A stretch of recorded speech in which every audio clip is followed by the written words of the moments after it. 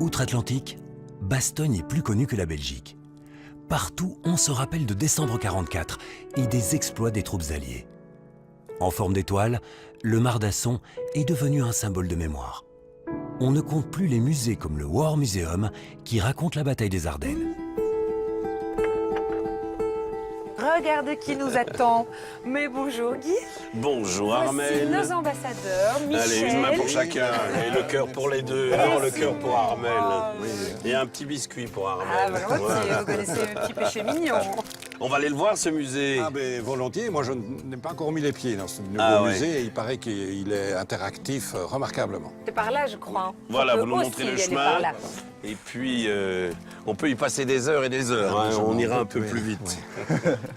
Voilà, Bastogne War Museum. Le fameux musée. Ah ouais, de quoi entrer de plein pied dans l'histoire encore récente malgré tout. Hein. Voilà. Merci. Profitez-en bien. À tout de suite. À bientôt. À tout à l'heure. Alors, ce qui est extraordinaire, évidemment, avec ce musée, c'est que il draine une clientèle des visiteurs absolument venus, je dirais, de l'Europe et même du monde entier. 150 000 visiteurs par an. Vous avez pu un peu l'approcher. Oui, oui. Il est très, très vivant, si je puis dire, hein, et très interactif, avec des projections, avec des reconstitutions, avec une bonne mise en valeur historique, et puis évidemment avec un gros focus sur ce qui s'est passé ici, dans la région, et que l'on a appelé l'offensive des Ardennes, entre le 16 décembre 44 et le 25 janvier 45. Voilà la plaque originale, portée d'ailleurs par Marc Oliffe, hein, de la ville de Bastogne. Les deux parties sont évidemment représentées. Voilà la Kübelwagen créée par Ferdinand Porsche, qui est j'ai envie de dire la Jeep allemande, hein, qui est un peu la préfiguration de ce qui deviendra la VW coccinelle. Et puis on accorde aussi une part importante, parce qu'elle a été importante aux civils dans cette offensive des Ardennes, avec des conditions climatiques qui étaient absolument épouvantables. La plupart des villes belges sont déjà libérées, évidemment, depuis le mois de septembre. On s'apprête à fêter Noël en famille.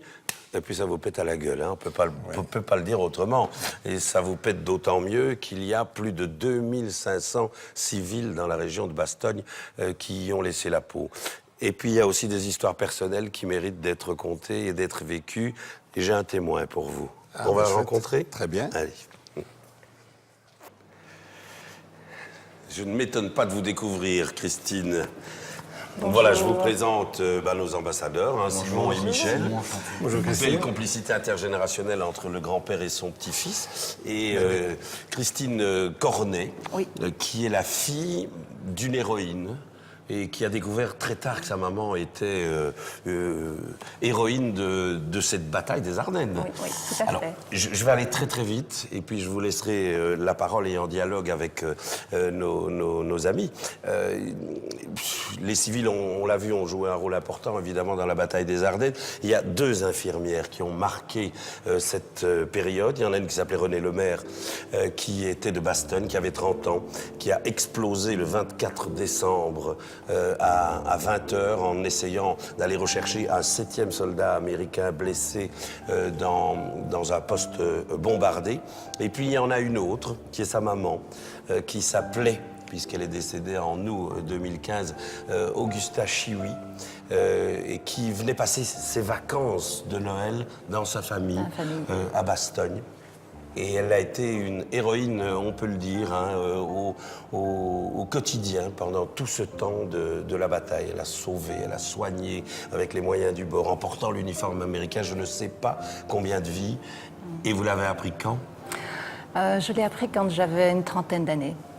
Une trentaine. Une Donc trentaine. elle ne vous en a pas parlé Elle avant. nous en avait jamais parlé, par pudeur, sans doute par respect vis-à-vis de ses enfants, j'imagine.